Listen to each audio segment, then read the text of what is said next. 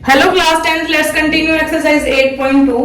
Previous lecture में हमने किया था क्वेश्चन नंबर थर्ड क्वेश्चन किया था, ये फोर्थ क्वेश्चन है। इसमें 5 पार्ट है इस क्वेश्चन के, जिनको हमें ट्रू फॉल्स बताना है।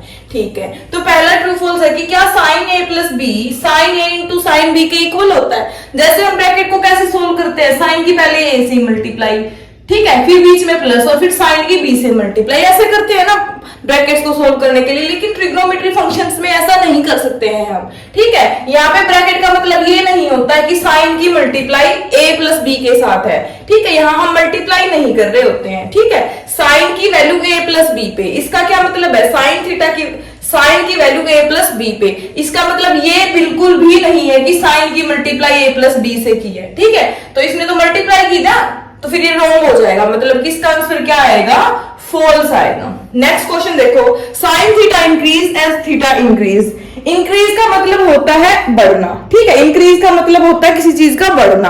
ये बोल रहा है कि साइन थीटा की वैल्यू बढ़ती है अगर थीटा बढ़े तो। देखो थीटा हमारे पास ये होता है 0, 30, 45, 60, 90, यानी कि थीटा बढ़ रहा है। तो क्या साइन की वैल्यू बढ़ रही है, 0 के बाद 1/2, 1/2 के बाद 1/√2, मतलब 0 से 1 जा रही है। ठीक है भाई, साइन थीटा भी बढ़ रहा है और साइन थीटा की वैल्यू भी बढ़ रही है। ठीक है, तो ये क्या हो जाएगा, ट्रू हो जाएगा हमारा।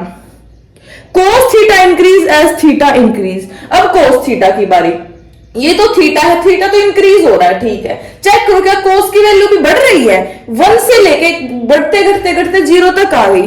घट रही है या बढ़ रही है, साइन थीटा की कोस थीटा की वैल्यू क्या होती है, डिक्रीज होती है। लेकिन इसने पूछा क्या इंक्रीज होती है, नहीं, इंक्रीज नहीं होती है। तो इसका आंसर क्या हो जाएगा, फॉल्स हो जाएगा, क्योंकि कोस थीटा की वैल्यू 1 से 0 तक जा रही है, यानी कि घट रही है।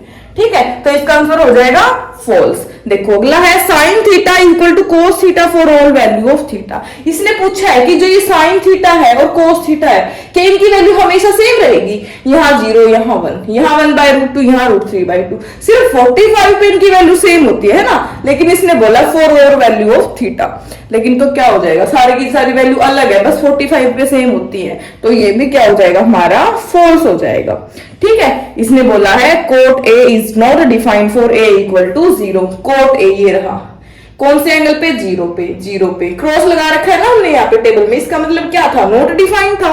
कोट ए की वैल्यू 0 डिग्री पे नॉट डिफाइंड होती है। यस, ट्रू, ट्रू है ये क्वेश्चन। ठीक है, ये थे ट्रू फॉल्स, इनको रटना नहीं है, समझना है, 1 नंबर में आ सकता है ये क्वेश्चन। ठीक है, अब ये एक्सरसाइज कंप्लीट होगी अपनी 8.2। सबसे इंपॉर्टेंट एक्सरसाइज इसकी 8.3 है।